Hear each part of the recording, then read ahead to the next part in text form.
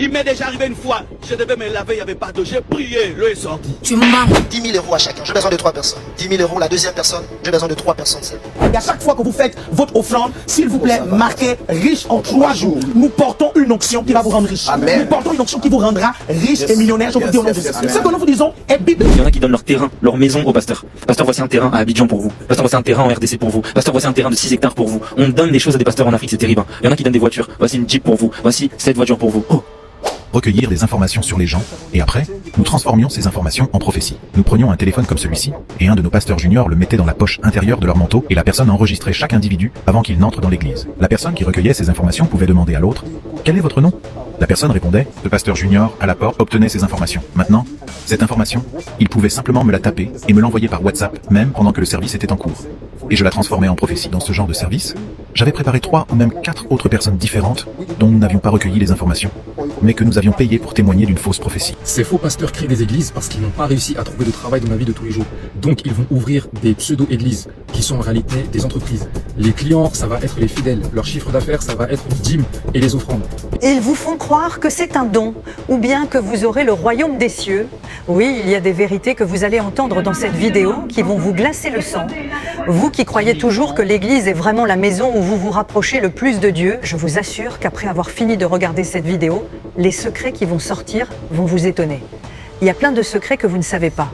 Et une fois que vous avez cliqué sur cette vidéo, ne la quittez pas, car il y a un secret utilisé par ces faux pasteurs que, si vous l'entendez, vous risquez de ne plus mettre les pieds dans ces églises. Dans cette vidéo, vous allez tout découvrir. Alors c'est parti! Voici exactement ce que vous ne savez pas sur les faux pasteurs. Cette phrase, c'est celle qui commence par « Moi, le Seigneur me demande de te dire que » ou encore « Le Seigneur m'a parlé à ton sujet ». Elle sonne pieuse, elle sonne rassurante, elle sonne même flatteuse parce qu'elle donne l'impression que vous êtes assez important pour que Dieu lui-même prenne le temps de parler de vous à un homme que vous avez rencontré parfois seulement quelques semaines auparavant. Mais derrière cette phrase se cache souvent l'un des mécanismes de manipulation les plus efficaces jamais utilisés dans certaines églises à travers le monde et particulièrement dans certaines communautés où la foi est vécue avec une intensité et une confiance absolue. Aujourd'hui, on va parler de ce sujet sans détour, sans langue de bois, parce que trop de familles ont été détruites, trop d'économies ont été englouties, trop de personnes ont perdu leurs proches à cause de ce qu'on appelle, faute de meilleurs termes, les faux pasteurs. Le premier signe est sans doute le plus visible, le plus documenté, celui que la plupart des gens reconnaissent une fois qu'on le leur montre clairement, c'est l'obsession de l'argent. Pas l'argent comme moyen, mais l'argent comme finalité. Un homme de Dieu authentique parle de la dîme parce que c'est une pratique biblique ancienne, oui, mais il ne fait pas de l'argent le centre de chaque conversation, le prérequis de chaque bénédiction, la condition de chaque miracle. Le problème commence quand chaque échange, chaque rencontre, chaque moment de vulnérabilité que vous partagez avec cette personne se termine d'une manière ou d'une autre par une... Sa condition de vie commence à changer. Tu as déjà vu quel pasteur qui a partagé son bien avec ses fidèles? Quel pasteur qui a fait ça? Il organise un séminaire où il va enseigner le secret de la prospérité à ses fidèles. Et quand il finit de donner les versets, ou bien de donner son message de prospérité, chose bizarre, c'est que dans le message, il va inciter le peuple là à venir s'aimer dans sa vie. Et comme ça, ils vont voir la prospérité, la bénédiction de Dieu. Maintenant, parmi eux, il y a des gens qui viennent s'aimer la clé de leur voiture. Que ce soit au Nigeria, que ce soit en Côte d'Ivoire, ça se fait partout comme ça. Donc, ils viennent s'aimer la clé de leur voiture. D'autres viennent s'aimer. Hein? Donc, chacun s'arrange pour faire de bonnes semences, parce que plus tu as fait de grandes semences, tu vas récolter beaucoup. Bon, là, moi, je demande au pasteur. Et donc, dans ce cas-là, donc, c'est qu'il n'y a pas un message approprié, donc, ou bien, appropriément dit, n'est-ce pas, de la possibilité, là. Ou pourquoi? Parce que, toi, tu as fait un enseignement, hein? Normalement, si quelqu'un envoie la clé de sa voiture, l'autre envoie la clé de sa villa, tu dois dire non. C'est l'enseignement qui va te rendre prospère. Je ne t'ai pas dit de me faire des dons, hein. C'est pas les dons qui te rendent prospère, hein. Ce que je viens d'enseigner, là, c'est ce qu'il faut appliquer, puis tu vas prospérer. Moi-même aussi, là, quand j'ai appliqué ça, j'ai déjà ma voiture. J'ai ma villa, donc je n'ai pas donné tout ça. Là, en ce moment-là, on va prendre vraiment au sérieux l'enseignement que le pasteur vient de donner. Mais quand le pasteur donne un enseignement de prospérité et que lui-même il attend les clés des villas des gens, la clé des voitures des gens pour être prospère en un mois dans le quartier où il habite, on voit que la voiture du pasteur a changé. On voit que le pasteur a déménagé. Tu comprends? Et puis on voit que ah, mais Dieu l'a béni. Puis il dit ah, mais c'est la grâce de Jésus. Tu comprends? Donc, du coup, si le pasteur, si le fidèle n'est pas bête, s'il n'est pas vraiment ce mouton qu'on appelle brebis là, vraiment quoi. Tu comprends? S'il n'est pas vraiment à ce stade de mouton là, il va comprendre par là que lui-même, pour qu'il soit prospère, il faut qu'il parte faire un séminaire dit de prospérité où les gens vont venir s'aimer leur voiture et leur villa pour qu'ils puissent savoir ce que le pasteur a eu. Parce que le pasteur vient de faire savoir que ce qu'il enseigne là ne permet pas à l'homme d'avoir la voiture ni une villa. Merci. Si votre pasteur fait les choses que je vais citer tout de suite, il n'y a pas de débat, c'est un faux pasteur, c'est un faux prédicateur, c'est un arnaqueur et c'est un voleur. S'il vend les prophéties. C'est-à-dire que pour qu'il te dise quelque chose sur ta vie, tu dois d'abord lui donner de l'argent. avant qu'il te dise quelque chose sur ta vie. Ou bien il te fait le chantage à ce niveau. Qu'il faut faire l'offrande qui fait mal. Il faut donner telle somme. Parce que j'ai un message de Dieu pour toi. Il faut donner. Il faut donner. Il faut donner. C'est un faux pasteur. C'est un mauvais prédicateur. De deux, s'il vend les mouchoirs dans son église, il vend les mouchoirs. Il vend les mouchoirs. Comme vous connaissez là. S'il vous vend les mouchoirs qu'on achète à 200 là, dehors là, il vous vend ça à 50 000, disant que c'est des mouchoirs bénis par l'homme de Dieu. Il vous vend ça. Sachez qu'il est dans la mauvaise doctrine. C'est un faux pasteur. C'est un arnaqueur et c'est un voleur. Vous comprenez, non? S'il prend l'huile avec laquelle on prépare là, l'huile avec laquelle on fait la cuisine, il met ça dans des petits flacons comme ça. Et il vous vend ça à 25 000, 50 000, vous disant que c'est l'huile bénite. Il faut acheter. Si tu n'achètes pas, les situations ne vont pas se décanter avec cette huile-là. Cette huile-là vient d'Israël. On est parti. Le rabbin a béni. Alors que c'est l'huile avec laquelle on cuisine. Il est parti, il a mis ça dans des petits flacons et il vous vend ça. C'est un faux prédicateur, c'est un voleur, c'est un arnaqueur. Ne suivez pas de tels hommes. De tels hommes ne servent point Dieu. S'il vend le sel dans l'église, il prend le sel là, de cuisine là, il met dans les petits sachets comme ça, il met dans les petits flacons. Et il vous vend ça à 25 000, 50 000, disant que c'est le sel béni. Il faut acheter ça. Ça va chasser les sorciers. Ça va faire ceci. Ça va faire cela. C'est un faux prédicateur.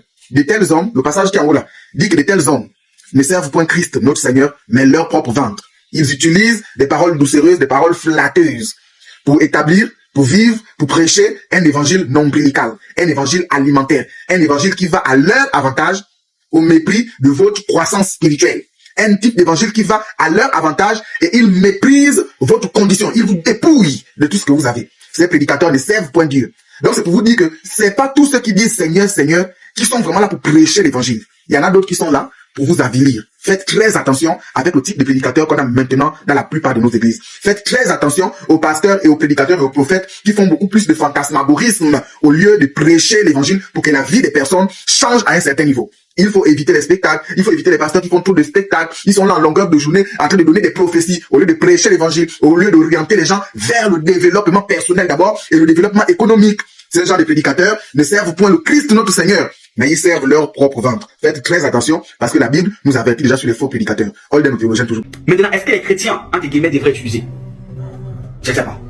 Ouais. Mais maintenant, il y a une catégorie de chrétiens qui viennent naître, on va dire comme ça, qui utilisent beaucoup plus le talit et le shofar. Ces deux instruments, ou encore ces deux éléments, sont des éléments spirituels. Mais en réalité, qui appartiennent à la communauté juive, mais pas n'importe lesquels. En réalité, si vous voyez votre pasteur, votre prophète, votre bishop, je ne sais pas pourquoi, utiliser le talit, ça veut dire qu'il est initié à la kabbale juive, à la mystique juive. Comme ils vous disent la vérité, nous tous on le sait. La plupart vous vous dire qu'ils vont en Israël, ils vont en Israël. Moi-même qui ne vont pas, je vous ai vendu le talit déjà. J'avais donné un petit code d'utilisation par rapport aux produits précis, je suis pas allé plus loin que ça. Parce que c'est pas pour les enfants, c'est pas pour n'importe qui. Donc, vos pasteurs, donc, qui utilisent ça, ou vos apôtres qui utilisent ça, ils savent ce qu'ils utilisent. Et on n'utilise pas ça comme ça. Pour que tu puisses bien l'utiliser, il faudrait que tu sois initié à la kabbale juive, donc à la mystique juive. C'est là où il y a le hic. C'est pas un truc qu'on utilise comme ça en fait. Et quand on te le donne pas seul, on te le donne au milieu de 2, 3, 4 personnes. Quand tu as fini de recevoir ton rite, on te le donne avec le chauffard. Cette corne-là que tu vas souvent souffler, et ça envole, on te dit pourquoi tu le souffles. Et quand tu le souffles, il met quelques arts d'entité en mouvement. Et les talits qu'ils utilisent généralement sont les talits qui sont déjà magnétisés. C'est-à-dire c'est plus les talits normales, ce sont les talits qui... C'est pas comme si vous achetez sur Internet et puis c'est à la maison là, pour le nyanga, et puis ça sert à rien. Non. Donc vos pasteurs, donc vos apôtres, vos bishops, vos etc. Ils utilisent ça parce qu'ils sont initiés. Maintenant, quand un pasteur veut utiliser le sèche-chant de prière, il couvre. Généralement, c'est le jour où il fait des miracles. Quand il veut vraiment faire le full power, c'est-à-dire, il est là, il est en train de chanter tout le reste, il prononce des noms qu'on ne prononce pas. Tous ceux qui sont initiés à Kabbale, de quoi je parle, ils prononcent des noms cachés qu'on ne prononce pas. Pour activer, il y a une série comme ça de 9 noms qu'on ne prononce pas. Les noms là varient en fonction de chaque pasteur. C'est comme ça. Il prononce donc maintenant, il prononce, ça active. Donc maintenant, c'est là, on couvre sa tête. Et puis maintenant, il va parler, il faut me gosser là. Je veux déclarer maintenant, je veux déclarer un miracle de ce jour, que l'ange de la gloire s'attire, que l'ange de la maîtrise. En fait, là, il a déjà activé les anges planétaires par le son de la glossolanie. Parce que dans la glossolanie, il avait introduit un code qui active les anges planétaires. Ou alors les 52 ou les 72 génies de la Kabbale. Bam, ils sont en activité. Il n'a qu'à donner l'ordre, ils exécutent. Voilà comment ça fonctionne. Il peut même prendre, comme on voit dans cette vidéo par exemple.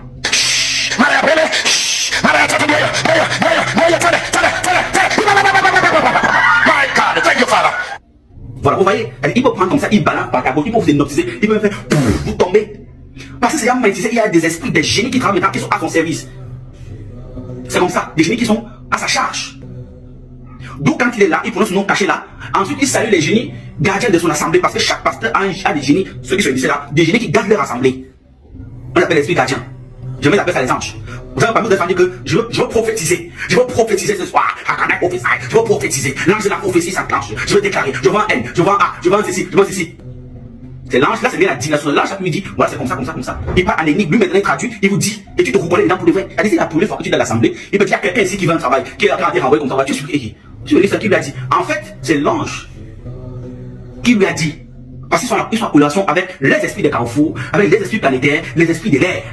C'est comme ça que ça se passe. Donc il sait ce qu'il fait en fait. Demande financière, vous venez lui parler de votre petite entreprise qui ne décolle pas, de ce projet que vous portez depuis des années et qui peine à voir le jour, et au lieu d'une parole d'encouragement gratuite, au lieu d'une prière offerte sans condition, vous recevez une facture déguisée en acte spirituel. Il vous dira qu'il faut semer pour que Dieu ouvre les portes. Il vous dira qu'il faut payer le prix pour débloquer votre destinée, et à chaque fois que vous revenez vers lui avec un nouveau besoin, une nouvelle demande de prière, il y aura une nouvelle somme à sortir de votre poche. Ce qui rend ce mécanisme particulièrement pervers, c'est qu'il exploite l'espoir des gens les plus vulnérables. Ce ne sont pas les personnes riches et stables qui remplissent en premier les bancs de ces églises à problème, ce sont souvent des personnes fragilisées qui traversent une épreuve, une maladie, un chômage, une rupture, un deuil, et qui cherchent désespérément un signe, une main tendue, une raison d'espérer. Et c'est précisément dans cette fragilité que certains hommes voient une opportunité. Une petite entreprise qui peine à démarrer devient entre leurs mains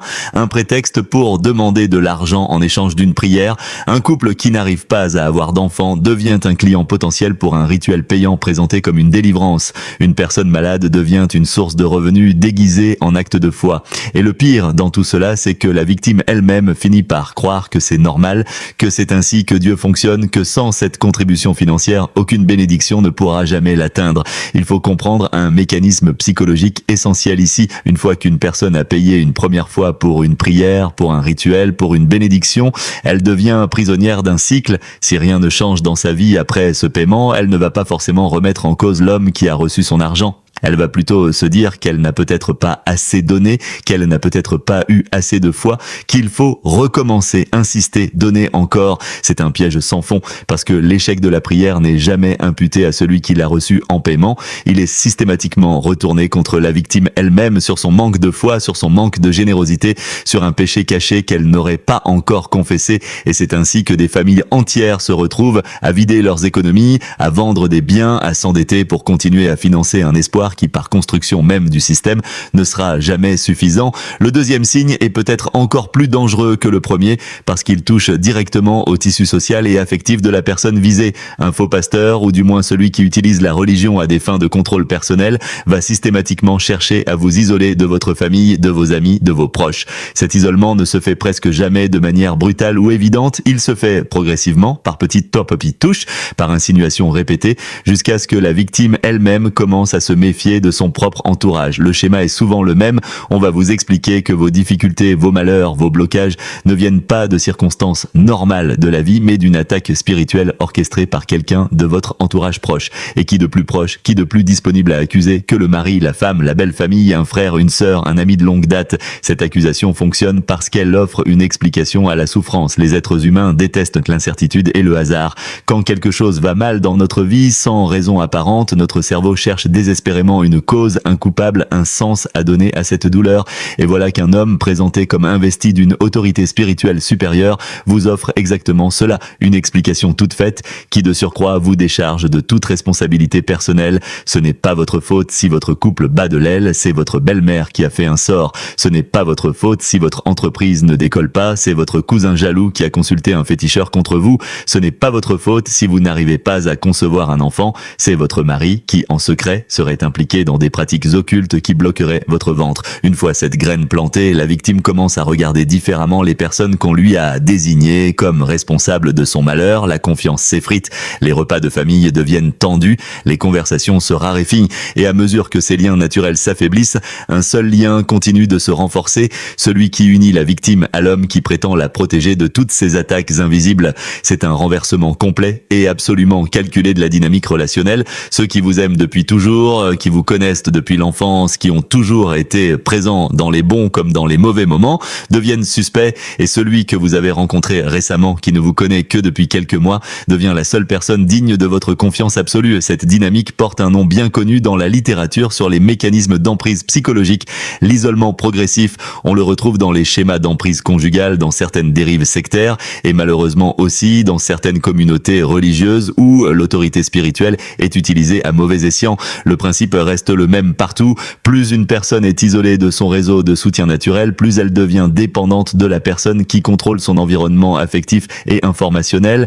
Et dans ce contexte précis, quand un homme vous dit littéralement qu'il faut fuir votre conjoint, qu'il faut couper les ponts avec telle ou telle partie de votre famille, ce n'est déjà plus un conseil spirituel, c'est une instruction de contrôle. Un homme de Dieu authentique cherche à réconcilier les foyers, à apaiser les tensions familiales, à restaurer les liens brisés. Il ne cherche jamais, au grand jamais, à devenir la seule personne autorisée à parler dans votre vie. Ce qui rend ce phénomène encore plus troublant, c'est qu'il touche particulièrement les femmes dans des situations conjugales déjà fragiles. Combien de témoignages a-t-on entendu de femmes à qui l'on a dit que leur mari ait été un sorcier, qu'il fallait s'en éloigner immédiatement pour se protéger, alors qu'en réalité, ce mari n'avait rien fait d'autre que d'exister en tant qu'obstacle potentiel à l'emprise que cherchait à exercer un tiers sur cette femme et, par extension, sur ses ressources financières et affectives. Une fois le couple fragilisé, une fois la femme convaincue que son foyer est maudit, elle devient encore plus dépendante de celui qui prétend la sauver de cette malédiction, et le cycle des demandes financières et des prières payantes reprend de plus belle, désormais sans contrepoids familial pour tirer la sonnette d'alarme. Il est important de rappeler à ce stade que ce sujet n'a rien d'anecdotique. Ce ne sont pas des rumeurs isolées, des histoires exagérées circulant sur les réseaux sociaux. Ce sont des schémas qui se répètent avec une régularité troublante dans des dizaines de témoignages recueillis à travers différentes communautés, différents pays, différentes générations. Et si vous avez déjà vécu une situation qui ressemble même de loin à ce qu'on vient de décrire, vous savez exactement de quoi on parle. Le sentiment d'avoir été manipulé, la difficulté à en parler autour de soi parce que la honte et la confusion s'installent, la peur d'être jugé pour avoir cru en quelque chose qui s'est avéré être une manipulation. Tout cela fait partie du vécu de nombreuses victimes. Le troisième signe, celui qui vient boucler ce triptyque de la manipulation spirituelle, c'est la volonté systématique de faire de lui l'homme, l'intermédiaire unique et incontournable entre vous et Dieu. C'est peut-être le signe le plus subtil de tous parce qu'il se déguise sous une apparence de dévotion, de rigueur spirituelle, de discipline religieuse. On ne vous dira jamais explicitement « ne prie plus jamais seul, ne parle plus jamais directement à Dieu ». Ce serait trop grossier, trop facilement détectable. Non, la manipulation est plus fine que cela. On va progressivement vous amener à formuler vos prières d'une manière particulière, à invoquer non plus simplement le nom de Dieu, mais à prier littéralement sous la couverture ou sous la garde de cet homme. Vous allez vous entendre dire ou dire vous-même sans même vous en rendre compte des phrases comme « je prie sous la couverture du pasteur untel » ou « je me place sous l'autorité spirituelle de l'homme de Dieu untel » avant même de commencer votre prière personnelle. Cette formule peut sembler anodine à première vue. Après tout, dans de nombreuses traditions chrétiennes légitimes, on parle de couverture spirituelle, de soumission à une autorité pastorale dans un cadre biblique reconnu et documenté. Le problème n'est donc pas le concept en lui-même, mais son détournement, sa transformation en outil de dépendance exclusive. Quand cette couverture cesse d'être un cadre d'accompagnement bienveillant pour devenir un passage obligé, une condition sine qua non pour que votre prière soit entendue ou efficace, alors on a quitté le terrain de la foi authentique pour entrer dans celui du contrôle mental, parce que ce que cela signifie concrètement, c'est que vous ne pouvez plus, en théorie, adresser une prière directement à Dieu sans passer par cet homme. Votre lien personnel avec le divin, qui devrait être libre, immédiat, sans intermédiaire imposé, devient conditionné à l'aval d'un tiers, et c'est là que la fameuse phrase magique entre en scène, celle qui a été mentionnée en introduction. Le Seigneur me demande de te dire que, ou sa variante encore plus directe, le Seigneur m'a parlé à ton sujet. Cette phrase est un outil redoutable parce qu'elle est, par nature, impossible à vérifier et impossible à contester frontalement, sans passer aux yeux de l'assemblée ou de la victime elle-même. Pour quelqu'un qui doute de Dieu, si cet homme vous dit que Dieu lui a parlé de vous et que ce que Dieu lui aurait dit correspond exactement à ce qu'il souhaite que vous fassiez, comment pourriez-vous, en tant que croyant, oser remettre cela en question? Vous remettriez en cause non pas l'homme, mais potentiellement la parole même de Dieu, et c'est précisément là que réside toute la force de cette manipulation manipulation. En s'appropriant la voix divine, en se posant comme le seul canal légitime par lequel cette voix peut s'exprimer à votre égard, cet homme s'octroie un pouvoir que, en théorie, aucun être humain ne devrait détenir sur un autre. Or, il faut le rappeler avec force et sans détour, dans l'immense majorité des traditions religieuses sérieuses et établies, il n'existe aucune doctrine qui prétend que Dieu s'adresse exclusivement ou même préférentiellement à travers un homme donné pour communiquer un message personnel et spécifique à un individu qu'il ne connaît que superficiellement. La prière, dans son essence la plus fondamentale, est un acte personnel, un dialogue intime entre l'individu et le divin. Personne ne devrait avoir besoin d'un intermédiaire humain payant ou même simplement autoritaire pour que cette communication ait lieu. Quand un homme s'installe entre vous et Dieu, quand il devient le filtre obligatoire par lequel vos prières doivent transiter pour être valides, il ne vous rapproche pas de la foi, il vous en éloigne tout en vous faisant croire le contraire. Ce mécanisme de dépendance spirituelle exclusive se retrouve également, et c'est un point sur lequel il faut s'attarder, dans la manière dont certaines structures religieuses ont progressivement transformé chaque étape de la vie spirituelle en transaction financière. On pourrait penser que ce phénomène est propre à certaines églises évangéliques ou pentecôtistes récentes, souvent pointées du doigt pour leurs dérives, mais la réalité est plus large et plus dérangeante encore, parce qu'elle touche également des institutions religieuses parmi les plus anciennes et les plus établies. Pour qu'un enfant soit baptisé dans certaines paroisses, il faut payer. Pour que cet enfant fasse sa communion, il faut payer. Pour qu'il soit confirmé dans sa foi, il faut encore payer. Quand une famille perd un être cher, un parent, un conjoint, un ami proche, et souhaite qu'une messe de deuil soit célébrée en sa mémoire, il faut payer. Quand on souhaite qu'un homme d'église vienne bénir sa maison, son commerce, son véhicule, il faut payer. Quand on souhaite organiser une action de grâce pour remercier Dieu d'une bénédiction reçue, il faut payer. Et tout cela s'ajoute bien entendu à la dîme que l'on est censé verser régulièrement. La question qui mérite d'être posée ici, sans animosité mais avec une honnêteté totale, est la suivante. À partir de quel moment un acte de foi se transforme-t-il en transaction commerciale déguisée? À partir de quel moment le sacré devient-il une marchandise que l'on négocie, que l'on tarife, que l'on facture selon des grilles plus ou moins officielles? Il ne s'agit pas ici de nier que les institutions religieuses ont des besoins matériels réels, des bâtiments à entretenir, des salariés à rémunérer, des œuvres sociales à financer. Ce n'est pas le principe même de la contribution qui pose problème. Ce qui pose problème, c'est lorsque chaque geste spirituel, chaque sacrement, chaque bénédiction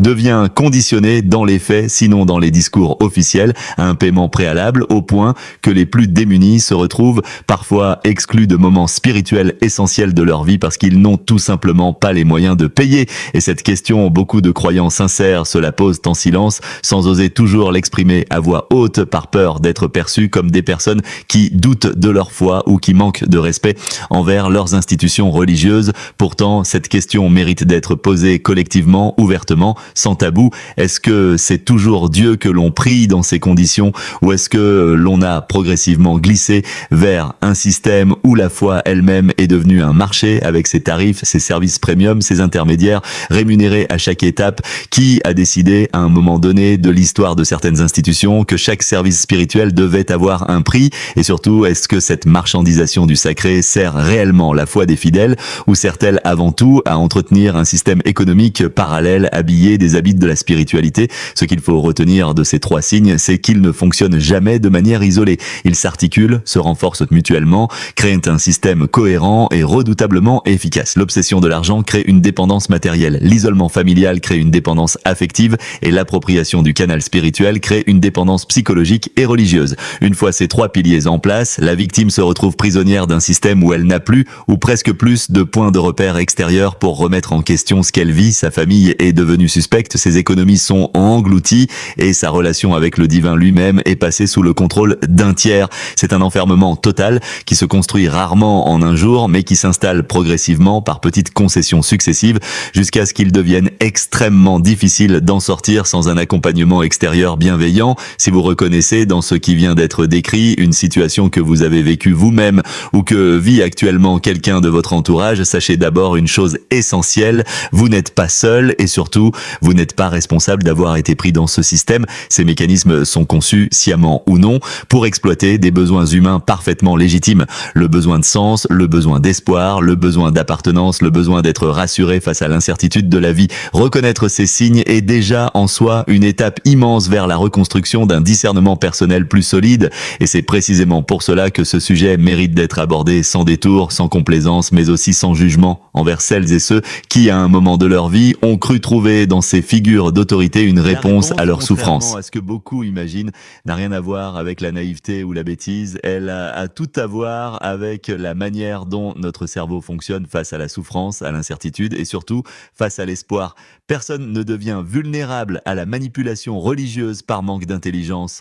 On le devient par accumulation de fatigue émotionnelle, par épuisement face à des épreuves qui durent trop longtemps sans solution visible. Une personne qui traverse un divorce douloureux, une personne qui vient de perdre son emploi après 15 ans de loyaux services, une personne dont le corps refuse de porter un enfant malgré des années d'essai, une personne qui voit son entreprise s'effondrer malgré tous ses efforts. Toutes ces personnes ont un point commun, elles sont épuisées de chercher des solutions rationnelles qui ne fonctionnent pas. Et c'est précisément à ce moment de fatigue extrême qu'une promesse de solution rapide, surnaturelle, garantie par une autorité spirituelle devient irrésistible. Ce n'est pas la crédulité qui ouvre la porte à la manipulation, c'est l'épuisement. Ce constat devrait nous amener à changer complètement notre regard sur les victimes de ces systèmes. On entend trop souvent dans les commentaires sur les réseaux sociaux des jugements sans nuance.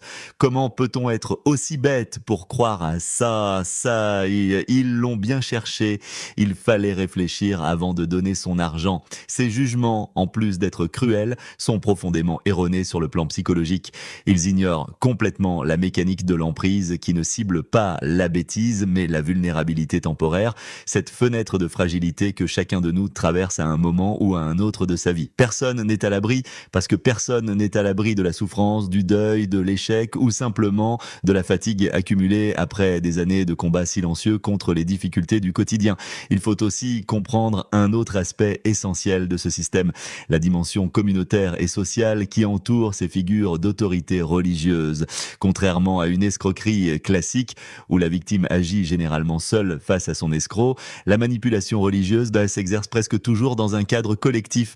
Il y a l'assemblée, il y a les autres fidèles, il y a le regard des autres membres de la communauté et ce cadre collectif joue un rôle amplificateur redoutable. Quand des dizaines, voire des centaines de personnes témoignent publiquement avec une émotion sincère et communicative des miracles qu'elles auraient reçus grâce à cet homme, la pression sociale à croire, à adhérer, à ne pas faire figure de sceptique isolé devient extrêmement forte. Personne n'a envie d'être celui ou celle qui doute publiquement pendant que tout le monde autour semble transporté par la foi et la reconnaissance. Cette dynamique de groupe crée ce que l'on pourrait appeler un effet de validation sociale continue. Chaque témoignage entendu, chaque miracle raconté par un voisin de banc, chaque larme versée par une personne qui affirme avoir été guérie ou délivrée, vient renforcer la conviction collective que cet homme possède réellement un don, une connexion privilégiée avec le divin.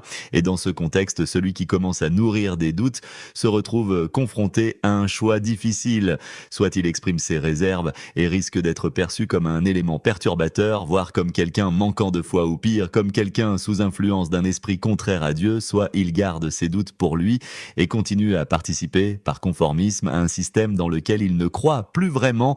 Un autre élément mérite d'être souligné avec la plus grande clarté, la manière dont ces systèmes exploitent le vocabulaire religieux légitime pour habiller des pratiques qui, si elles étaient décrites en dehors de tout contexte spirituel, seraient immédiatement reconnues comme des techniques de manipulation classiques. Prenons l'exemple de l'isolement familial évoqué précédemment. Si un collègue de travail, un ami ou même un partenaire commercial vous disait « ta famille te veut du mal, éloigne-toi d'eux et fais-moi confiance à moi seul », la plupart des gens reconnaîtraient immédiatement un discours toxiques, potentiellement dangereux et prendraient leur distance.